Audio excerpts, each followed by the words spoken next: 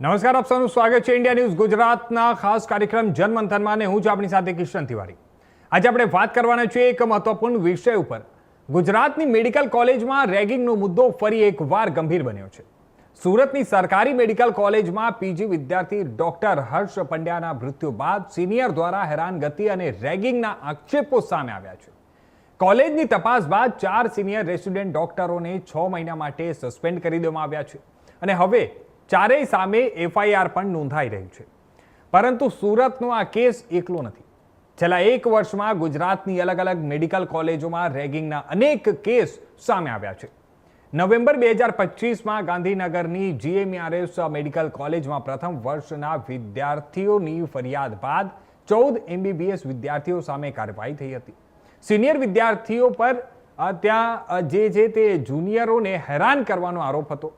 ત્યારબાદ જૂન 2026માં અમદાવાદની બીજે મેડિકલ કોલેજમાં 3 પીજી વિદ્યાર્થીઓને સસ્પેન્ડ કરવામાં આવ્યા। એકને 1 વર્ષ અને બેને 6 મહિના માટે સસ્પેન્ડ કરાયા હતા અને એ જ સમયગાળામાં ભાવનગરની ગવર્મેન્ટ મેડિકલ કોલેજમાં 13 જુનિયર પીજી વિદ્યાર્થીઓએ પીજી સિનિયર સામે રેગિંગની ફરિયાદ કરી તપાસમાં હેરાનગતિની ગંભીર આક્ષેપો સામે આવ્યા અને 6 વિદ્યાર્થીઓને સસ્પેન્ડ કરવામાં આવ્યા। એકને 2 વર્ષ, 3ને 1 વર્ષ અને 2ને 6 મહિના માટે સસ્પેન્ડ કર્યા હતા। બાદમાં 7મા સિનિયર ડોક્ટર સામે પણ કાર્યવાહી થઈ અને પોલીસ ફરિયાદ નોંધાઈ હતી। હવે આપણે વાત કરીએ તો ભાવનગરના કેસમાં જુનિયરોને અપમાનજનક રીતે મુર્ગા બનાવવાના અને ઊંઘવા ન દેવાના આક્ષેપો પણ સામે આવ્યા હતા અને આ માત્ર 1 વર્ષની વાત નથી। ગુજરાતમાં 2022 થી 2026 વચ્ચે મેડિકલ કોલેજોમાં 23 જેટલા રેગિંગની ફરિયાદો નોંધાઈ હોવાનો આંકડો સામે આવ્યો છે। આ આંકડો કોંગ્રેસ દ્વારા અને તમામ માહિતીઓ દ્વારા રજૂ કરવામાં આવ્યા છે। હવે સવાલ એ છે કે મેડિકલ કોલેજમાં સિનિયર હોવું એટલે શું જુનિયર પર હક જમાવવો અને એના નામે અપમાન, ધમકી કે માનસિક હેરાનગતિની પરંપરા કહી શકાય? અને સૌથી મોટો સવાલ, anti ragging committee, college management અને સિસ્ટમ હોવા છતાં રેગિંગના કેસ વારંવાર કેમ સામે આવી રહ્યા છે? સિનિયર બનવાનો અર્થ સત્તા નહીં, જવાબદારી છે। કારણ કે ડોક્ટર બનવા જે વિદ્યાર્થીઓ આવેલા છે તેમને કોઈ ડર નહીં, સુરક્ષિત અને સન્માનજનક વાતાવરણ જોઈએ। આજે આ તમામ સવાલો છે અને આ જ સવાલો પર આજે આપણે વાત કરીશું અને ચર્ચાઓ કરીશું।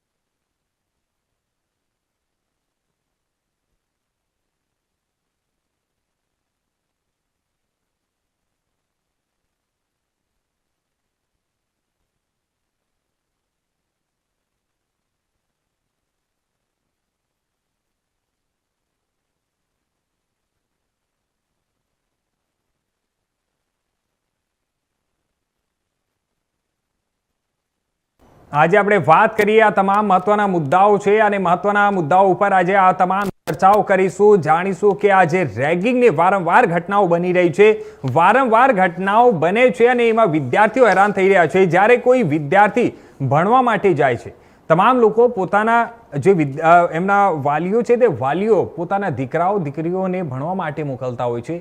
તેમનું પણ એક સપનું હોય છે કે મારો દીકરો આગળ જઈને ત્યાં એન્જિનિયર બનશે, ડોક્ટર બનશે અને આ તમામ ક્ષેત્રમાં જે લોકો અભ્યાસ કરી રહ્યા છે, જે લોકો ભણવા માટે ગયા છે તે ભણી શકે તે પ્રકારનો માહોલ હોવો જોઈએ। પરંતુ આ એક રેગિંગની એવી જ્યારે ઘટનાઓ સામે આવી છે કે આ રેગિંગ એટલી હદ સુધી વધી જાય છે કે કોઈ પણ વિદ્યાર્થી આપઘાત જેવા પગલાં ત્યાં ભરવામાં મજબૂર થઈ જાય ત્યારે ફક્ત રેગિંગ નથી રહેતી, એ રેગિંગ સમગ્ર એક ઘટના અને આપણે કહી શકાય કે ગુનામાં પરિવર્તિત થઈ જાય છે। અને આજનો આપણો મુદ્દો છે અને આજ મારો સવાલ પણ છે। વિદ્યાર્થીઓને લઈને ખાસ જે મેડિકલ કોલેજોમાં વારંવાર રેગિંગના કેસ સામે આવી રહ્યા છે ત્યારે શું કાર્યવાહી થવી જોઈએ, શું પગલાં લેવા જોઈએ? અને આ તો જેટલા પણ આંકડાઓ સામે આવ્યા છે તે એવા આંકડાઓ છે કે જેના ઉપર ક્યાંક ને ક્યાંક કાં તો ફરિયાદ થઈ હોય, કાં તો કોઈ પગલાં ભરવામાં આવ્યા હોય તે પ્રકારની માહિતીઓ છે। પરંતુ આના સિવાય આપણે વાત કરીએ તો આના સિવાય પણ ઘણા બધા એવા છે, એવા કેટલા પણ બીજા કેસો હશે જે અત્યાર સુધી સામે નહીં આવી શક્યા હોય।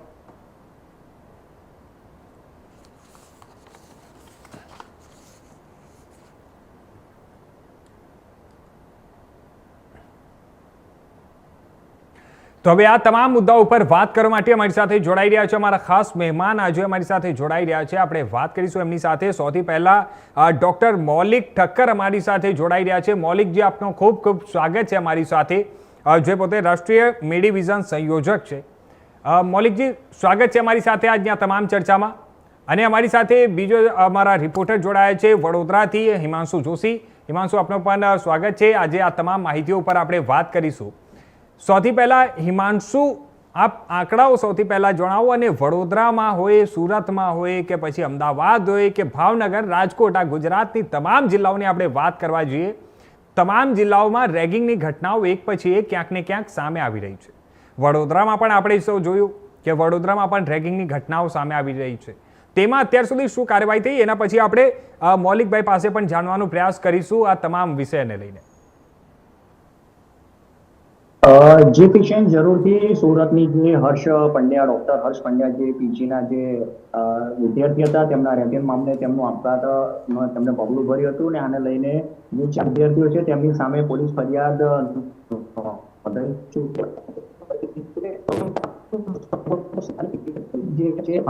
માત્ર વિદ્યાર્થીઓ કોઈ નિર્દોષ વ્યક્તિનો હવે જીવ જોઈ રહ્યો છે. જે સૌથી વધારે શિક્ષિત હોય છે સમાજમાં, જેનું ડોક્ટર તરીકે સ્થાન હોય છે, ઘણી અભ્યાસના અર્થે તે લોકો ત્યાં આગળ આવતા હોય છે, પણ જે સિનિયર લોકો છે તે જુનિયર લોકોને પોતાના રેગિંગ એટલે કે મજાકના જે સ્વરૂપમાં લઈ રહ્યા છે, ત્યાંક ને ત્યાં તે લોકો આનું ભારણ અનુભવતા હોય છે, અને કોઈને ના કહી શકવાના કારણે અથવા મજાક બનવાના કારણે પોતે આ વસ્તુ સહન ના કરે.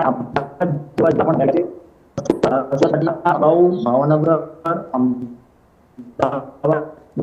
તમામ જગ્યાઓ પરથી આ રીતના રેગિંગના કિસ્સાઓ સામે આવ્યા છે. ત્યાં આગળ ફરિયાદ નોંધાઈ ચૂકી છે. દરેક જે મેડિકલ કોલેજીસ છે, મેડિકલ સંસ્થાઓ છે, અને જે ઉચ્ચ શિક્ષણ સંસ્થાઓ છે, ત્યાં રેગિંગ કમિટી હોય છે, પણ તે રેગિંગ કમિટી ખાલી માત્ર દેખાવ પૂરતી હોય તેવું ચિત્ર સ્પષ્ટપણે ઉદ્ભવ્યું છે. આ જે માત્ર આપણા ડોક્ટર હર્ષ પંડ્યાનો જે હમણાં તાજેતરમાં કિસ્સો સામે આવ્યો છે, તે માત્ર એક ઉદાહરણ રૂપ છે, ચેતવણી રૂપ તમામ કિસ્સાઓ, ઘણા કિસ્સાઓ એવા પણ હશે કે જે સામે નહીં આવ્યા હોય, અને ત્યાં ને ત્યાં વિદ્યાર્થીઓ ઘૂંટણ અને અપમાનનું ભાવના સાથે જીવી રહ્યા હશે, ભણી રહ્યા હશે, અને ત્યાં ને ત્યાં આની અસર તેમના અભ્યાસ પર પણ ચોક્કસપણે પડતી હશે. આ તમામ દૂર કરવા માટે અત્યારે સમાજમાંથી જોવામાં આવીએ તો વડોદરાની અંદર જો ખાસ કરીને વાત કરવામાં આવે તો વડોદરા મેડિકલ કોલેજની અંદર સુરતની ઘટના બાદ વડોદરા મેડિકલ કોલેજનું તંત્ર જે છે, તેમના જે ડીન છે ડોક્ટર જીવરાજ ચૌહાણ, તે તાબડતોડ એક્શનમાં આવ્યા હતા, અને તેમને એન્ટી રેગિંગ સિસ્ટમ બનાવી હતી, ને તેમના જણાવ્યા મુજબ એનએમસી એટલે નેશનલ મેડિકલ કાઉન્સિલની જે સંસ્થા છે તેનું જે ગાઈડલાઇન્સ છે તેનું અક્ષરશઃ પાલન કરવામાં આવે છે, તે રીતની કામગીરી અને રીતની તંત્ર જે સચેત બન્યું હતું. પણ આ અગાઉ જો જોવામાં આવે તો જે રીતે આ રેગિંગ જે છે તે માત્ર મજાક ના હોઈને જે સિનિયર લોકો છે તે આને જવાબદારી પોતાની જવાબદારી સમજી અને સત્તા ના સમજીને જે જુનિયર રેગિંગ ને જે મજાકના સ્વરૂપમાં જે અતિ સ્વરૂપ થઈ જાય છે તે ત્યાં ત્યાં જીવલેણ સાબિત થાય છે, તેવું આ બધા તમામ કિસ્સાઓ પરથી ચોક્કસપણે જોઈ શકાય છે. તે વિશે જી હવે આપણે વાત કરીએ અને જાણવાનો પ્રયાસ કરીશું અમારા ખાસ મહેમાન પાસે. મૌલિકભાઈ, આપણે વાત કરીએ આ રેગિંગની જે તમામ ઘટનાઓ છે, રેગિંગની ઘટનાઓ સૌથી વધારે ત્યારે એક ગુનામાં ત્યારે પરિવર્તિત થઈ જાય છે જ્યારે આ પ્રકારે કોઈ પણ વિદ્યાર્થીઓના વાલીઓ પોતાના બાળકોને ભણવા માટે મોકલતા હોય છે. તેમને પણ એક ઉમ્મીદ હોય છે કે મારા બાળકો આગળ જઈને કોઈ ડૉક્ટર બની શકે, કોઈ એન્જિનિયર બની શકે. આ તમામ વસ્તુઓ એ લોકો વિચારીને મોકલતા હોય છે. પરંતુ આ પ્રકારે જ્યારે કોલેજોમાં રેગિંગના કિસ્સાઓ થાય છે અને રેગિંગના કારણે કોઈ વિદ્યાર્થી આપઘાત કરવા માટે મજબૂર થઈ જતું હોય છે, આટલા હદ સુધી રેગિંગ થાય છે, પરંતુ એ રોકવામાં નિષ્ફળ કેમ થઈ જાય છે લોકો? અને ત્યાંની તંત્ર, અને ખાસ કરીને કોલેજ વહીવટની આપણે વાત કરીએ તો કોલેજ વહીવટ તરફથી પણ કોઈ પગલાં લેવામાં નથી આવતું. જી નમસ્તે. આ જે રેગિંગનો મુદ્દો છે ગુજરાતની અંદર એ નવો નથી, બહુ ટાઈમથી રેગિંગ ચાલે છે. અને ખાસ કરીને હું કહેવા માંગીશ કે જે રેગિંગનું મેઇન રિસ્પોન્સિબલ કારણ છે, જે હું આની પહેલા પણ જેટલા કેસ થયા છે એમાં પણ વિદ્યાર્થી પરિષદ તરફથી અમારા તરફથી કહેવામાં આવ્યું છે કે મેડિકલ કોલેજોની અંદર એક રેગિંગનું કલ્ચર બની ગયું છે, જે છેલ્લા 1-2 વર્ષથી નહીં પરંતુ ઘણા દશકાઓથી ચાલે છે. સિનિયર જુનિયરની હેરાર્કી ચલાવી, સિનિયર એકવાર તમે જુનિયર હો, તમારો સિનિયર જે બોલે એ જ તમારે કરવું, આ એક મેન્ટાલિટી ફક્ત સ્ટુડન્ટ્સની અંદર નહીં પરંતુ પ્રોફેસર્સની અંદર પણ ચાલી રહી છે. તમારે આજે તમે પહેલા વર્ષની અંદર અભ્યાસ કરતા હો અને તમારે તમારા હેડ ઓફ ડિપાર્ટમેન્ટ સાથે વાત કરવી હોય તો તમારે પહેલા વર્ષવાળાએ બીજા વર્ષવાળાને કહેવાનું, બીજા વર્ષવાળાએ ત્રીજા વર્ષવાળાએ કહેવાનું અને ત્રીજા વર્ષવાળો એસોસિએટ પ્રોફેસરને કહેશે, એ એસોસિએટ જઈને એચઓડી સાથે વાત કરશે, ત્યારે જઈને પહેલા વર્ષનો છોકરો એચઓડીની કેબિનમાં જઈ શકશે. તો આના પરથી તમે સમજી શકો છો કે જે ટોક્સિક હેરાર્કી કલ્ચર છે એ કેટલી હદે મેડિકલ ઇન્સ્ટિટ્યૂટની અંદર ઘર કરી ગયું છે. જ્યાં સુધી આ કલ્ચરલ ઇસ્યુ સોલ્વ કરવામાં નહીં આવે, જ્યાં સુધી બધાને ડીનનો, એચઓડીનો અને બહારના તંત્રનો એક્સેસ નહીં મળે, ત્યાં સુધી આ રેગિંગનો અંત થઈ શકે એમ નથી. બીજી વાત કે જે આ રેગિંગ વારંવાર વધી રહ્યું છે, તો આપ જોઈ શકો છો કે જેમ તમે પણ પહેલા જણાવ્યું કે જામનગરની અંદર થયું, અમદાવાદની અંદર થયું, ભાવનગરની અંદર થયું, સુરતમાં થયું, એ કોઈ એવો ગુજરાતનો રીજન નથી બાકી બચેલો કે જ્યાં રેગિંગ અત્યારે નથી થઈ રહ્યું. તો બધી જ મેડિકલ કોલેજમાં રેગિંગ થાય છે અને છેવટે વર્ષ દિવસ માટે સસ્પેન્શન, 6 મહિના માટે સસ્પેન્શન એમ આપી અને એમને છોડી દેવામાં આવે છે.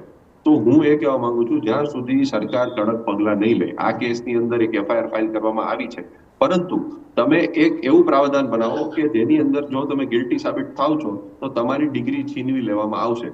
જ્યાં સુધી એવા કડક કાયદાઓ બનાવવામાં નહીં આવે ત્યાં સુધી રેગિંગનો આવો મુદ્દાઓ આપણી સામે આવતા રહેશે અને છોકરાઓ પોતાનો જીવ ગુમાવ્યા રાખશે. જી, આપણે વાત કરીએ મૌલિકભાઈ, તો જે હિસાબે ખાસ કરીને સૌથી વધુ જે આંકડાઓ સામે આવી રહ્યા છે તે મેડિકલ કોલેજના જ છે. જે હિસાબે આપે જો હમણાં જણાવ્યું કે મેડિકલ કોલેજમાં જ સૌથી વધુ આંકડાઓ આવી રહ્યા છે અને મેડિકલ કોલેજમાં આ પ્રકારની ઘટનાઓ સતત વધી રહી છે. આને રોકવા માટે કોલેજ તંત્ર તરફથી શું કોઈ દિવસ પગલાં લેવામાં આવે છે? અને સૌથી મહત્વની વાત જે અત્યારે આપે જણાવ્યું હમણાં કે ફર્સ્ટ યરનો વિદ્યાર્થી એને જ્યારે મળવું હોય, ત્યાં ડીનને મળવું હોય તો એટલા લેવલ સુધી ક્રોસ કરીને જવું પડે, તો આ તો આપણે કહી શકાય કે આ તો એના માટે ક્યાંક ને ક્યાંક મુશ્કેલીની વાત છે. કારણ કે એની સાથે જો કોઈ પણ જાતની તકલીફ હોય તો એ તો સીધું મળી જ નથી શકતો, અને આટલા લેવલ પર જ્યારે વાત આવે તો ઉપરથી નીચે સુધી એને ક્યાંક ને ક્યાંક દબાવવાનો પ્રયાસ થઈ રહ્યો છે. અને એના ઉપર શું આજ સુધી કોઈ અવાજ નથી ઉઠાવ્યું? એ બહુ બધી વાર અવાજ ઉઠાવવામાં આવ્યો છે, પરંતુ મેડિકલ કોલેજની અંદર મેં જેમ તમને વાત કરી કે જો સ્ટુડન્ટોનો જ ઇસ્યુ હોય તો પછી એ તો સ્ટુડન્ટ 3 વર્ષમાં પાસ આઉટ થઈને જતો રહેવાનો છે, તો એ વસ્તુ 3 વર્ષમાં પૂરી થઈ જવી જોઈએ જે ઇસ્યુ છે. પર એવું નથી થતું. આ વસ્તુ નિરંતર નવા સ્ટુડન્ટો સાથે ઘટી રહી છે. એનો મતલબ એમ કે સિસ્ટમની અંદર ફ્લો છે. જે મેડિકલ કોલેજની અંદર રહેલા પ્રોફેસરો, જે એડમિનિસ્ટ્રેશન છે, એમની દ્વારા આની અંદર સુધાર લેવામાં આવતો નથી.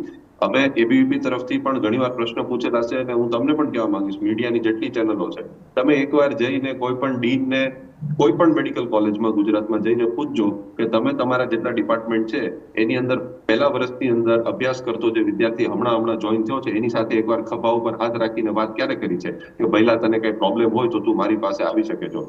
એક ડીન પોતાની ઓફિસ છોડીને કોઈ ડિપાર્ટમેન્ટ તરફ પણ જાતા નથી. આ તમે મીડિયામાં પૂછવા જાશો, ઓન પેપર બધું લખી દેવામાં આવે છે કે અમે કેમ્પસની અંદર ટૂર કરીએ છીએ, કેમ્પસના વિદ્યાર્થીઓ ખૂબ જ ખુશ છે.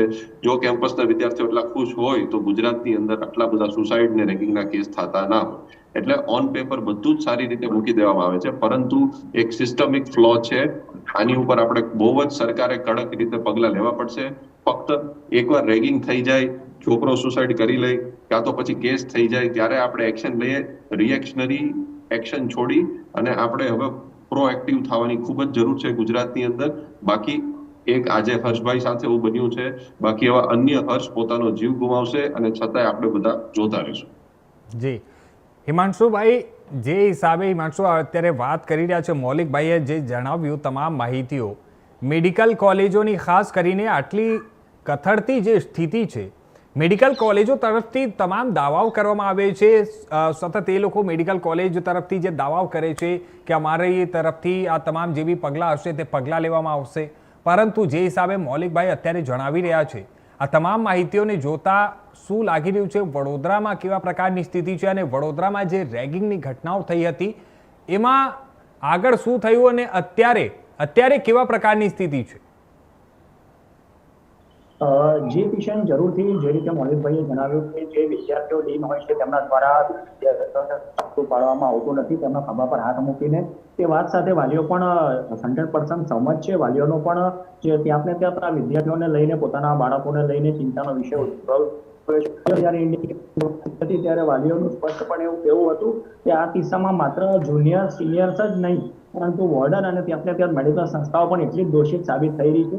એમના દ્વારા જે આ ઢીલી નીતિ અપનાવવામાં આવી રહી છે ત્યાં આ તારણ પાન કરી લેવામાં આવ્યા છે અને આને જે મજાકના સ્વરૂપમાં લેવામાં આવે છે ત્યાં આ તારણોના લીધે જ વિદ્યાર્થીઓનો જે છે તે જાન જવા સુધીની આપઘાત કરવા સુધીની વિદ્યાર્થીઓ આ લેવલનું પગલું ભરતા હોય છે. આ ઉપરાંત ઘણા વિદ્યાર્થીઓ ઘૂંટણ પણ મહેસૂસ કરતા હોય છે. વિદ્યાર્થીઓ જે ત્યાં આગળ અભ્યાસ અર્થે જતા હોય છે તો અભ્યાસ પણ મુક્ત વાતાવરણમાં અભ્યાસ ના કરી શકવાના કારણે તેમના અભ્યાસ પર પણ આની અસર વર્તાતી હોય છે અને પરિણામે અમુક કિસ્સાઓમાં જ્યાં રેગિંગની હદથી વધારે મજાકથી વધારે સજા રૂપે જોવામાં આવે છે વિદ્યાર્થીઓ દ્વારા, જુનિયર વિદ્યાર્થીઓ દ્વારા, ત્યારે એમને મોતનો સામનો કરવાનો પણ આપઘાત જેવું અતિ ભારે પગલું, અંતિમ પગલું ભરવાની પણ ફરજ પડી છે અને તેવા કિસ્સાઓ સામે આવે છે. વડોદરાની તો ખાસ કરીને વાત કરવામાં આવે તો વડોદરાની અંદર હાલના તબક્કામાં આવું જ્યારે પણ આવા કોઈ બનાવ બનતા હોય છે ત્યારે જે વહીવટી તંત્ર જ્યાં જે છે મેડિકલ કાઉન્સિલ છે ત્યાં આગળ એ લોકો એન્ટી રેગિંગ સિસ્ટમ એ લોકોએ બનાવેલી જ હોય છે પણ તે માત્ર દેખાડા પૂરતી કામગીરી કરતી હોય છે. આ જે સિસ્ટમ હોય છે તેને 24 કલાક 365 દિવસ આને કાર્યરત રાખવામાં આવે. વિદ્યાર્થીઓ સાથે હેલ્પલાઇન નંબર જાહેર કરવામાં આવે અને વિદ્યાર્થીઓ મુક્તપણે જી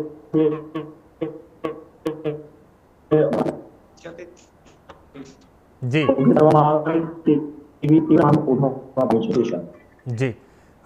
મૌલિકભાઈ, આપણે વાત કરીએ તો આ તો એવા આંકડાઓ છે કે જે સામે આવ્યા છે અને જેમાં ક્યાંક ને ક્યાંક પગલાઓ લેવામાં આવ્યા છે, પરંતુ શું આપણે માની શકીએ કે આ આંકડાઓ કરતાં પણ વધારે રેગિંગના કિસ્સાઓ થઈ રહ્યા છે પરંતુ એ કિસ્સાઓ સામે નથી આવી શકતા?